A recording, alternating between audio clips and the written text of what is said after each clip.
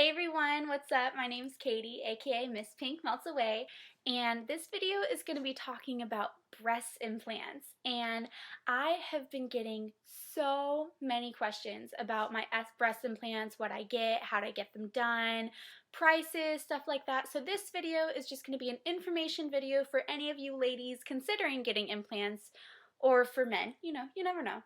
But I got silicone implants last year, and I got 700cc in one and 750cc in the other, to even them out. And I got them underneath the boob, and I got them underneath the muscle. So I'm going to talk about saline versus silicone. Saline implants do not come pre-filled. So a positive with saline implants, and they kind of feel like, if you felt the bag, it feels kind of just like a bag of water, the consistency.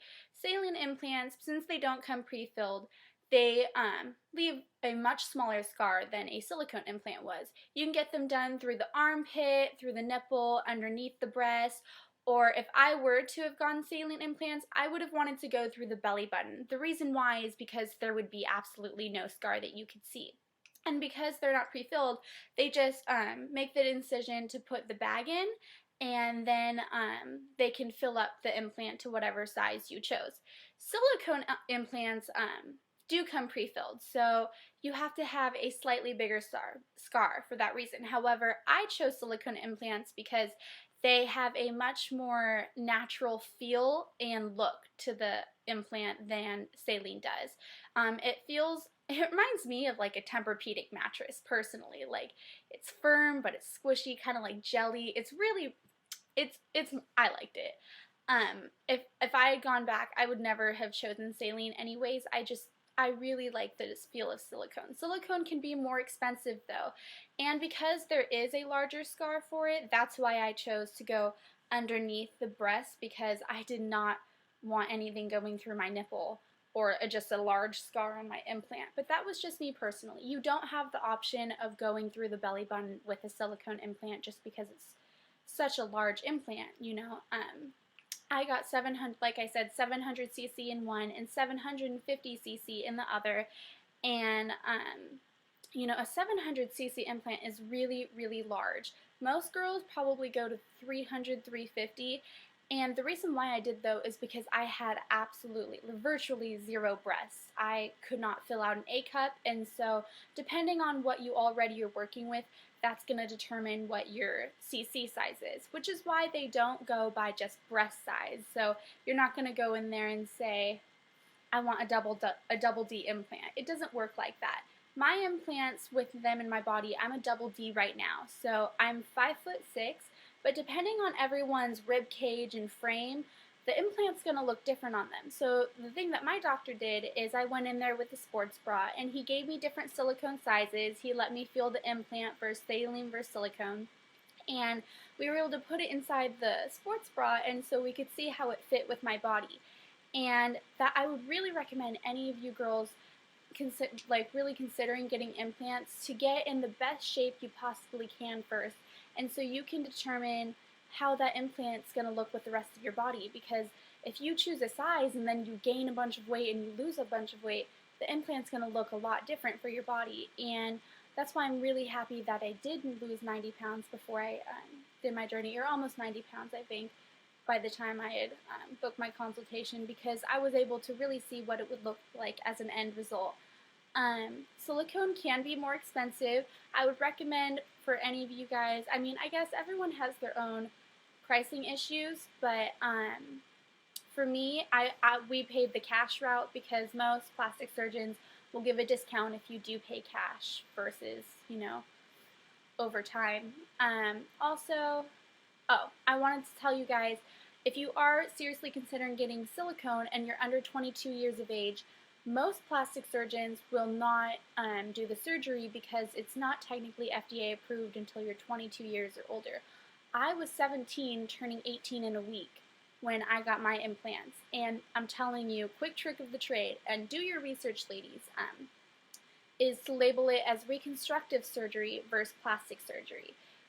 Because if you're under 22 years of age and you label it as reconstructive surgery, then you can get the silicone implants. And For an example of reconstructive surgery, it could be, if you had a mastectomy, if you, let's say you had breast cancer, or if you have one breast that's larger than the other. And we all know, ladies, 75% of women have one boob that's bigger than the other. And so you can label it as reconstructive surgery if you want to get around that fact. But I really want to tell you guys, though, if you are really considering implants, I know some girls who really, really love them, and they just, they're so happy they got them. Like me, I do not regret it at all. I feel like a woman, but there's other girls that are just really insecure, and you just kind of have to look and evaluate yourself. So I don't want to categorize into anything, but I know a lot of girls also who got implants because they wanted attention, or they're just really insecure and they thought that that would be a quick fix. Implants is not just a quick fix of insecurity. I wasn't insecure with myself before I got my breasts done. I had never had breasts. I had always had, not even A's, and I was really excited to go into college and have, a womanly figure for once in my life. And so I in no way, shape, or form regret it. But don't get implants to try and impress a guy, or just because you think it might help your self-esteem, because that's what happens when girls go overboard and then they don't even look like themselves anymore. So I just really want anyone who's considering getting implants to be in the right mindset if they are going to get those implants done. And there was something else. Oh, one last thing I wanted to recommend to you guys is always go bigger. And I know that sounds really bad saying, but the number one regret women have if they do get implants done is that they didn't go big enough, and so it doesn't fit like they wanted to in their frame. And I kept that in mind before I did my before I got my surgery done. Is I looked at what it looked like, and I went a little bigger than what I was hoping, because a lot of girls say they want C's, but then it just doesn't, I'm telling you, like from an implant perspective, it doesn't look right. And so you do need it a little bigger for it to fit your frame right.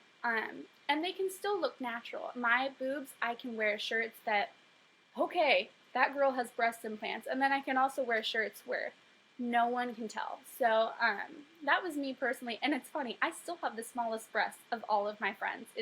It's crazy. They're all triple D's. My sister's like double H or something like that. It's crazy. But yeah, just some quick tips for anyone who is considering getting surgery. And you guys like my top? This is actually a dress. I'm going to a Mardi Gras party, and like we're gonna have like this mask on and stuff like that. And I remember it reminded me of the Hunger Games when Katniss Everdeen wore that like dress, but it was black, but how the top was like that, and she was just like. Anyways, I was really excited when I saw it yesterday. Thanks, Dad. Hope you guys are having a good day, and I hope this helps you guys out. Sorry this video is so long, but I also forgot a couple things. If you're deciding whether to go underneath the muscle or above the muscle, the reason why I chose underneath is because supposedly it doesn't interfere with breastfeeding afterwards. And if you get a saline implant and it ruptures, it's just kind of like salt water, and so it absorbs back into your body. Silicone implants, the reason why it wasn't FDA approved before the age of 22 is because it used to be really dangerous in the past, because silicone is not a natural substance of the body, and so if it ruptures or leaks, it can get that's toxic to your body. However, they have these implants now that are silicone. They're like gummy bears, and so what happens is even if it ruptures, let's say you squeeze the implant, it pops out, but it's like made of a solid texture, and so it then, once it's released, goes back into the implant, and so it's not dangerous. So those implants are really good. Also, remember, if you are going to save up, and I would recommend going the cash route, because most doctors do give you a discount for that.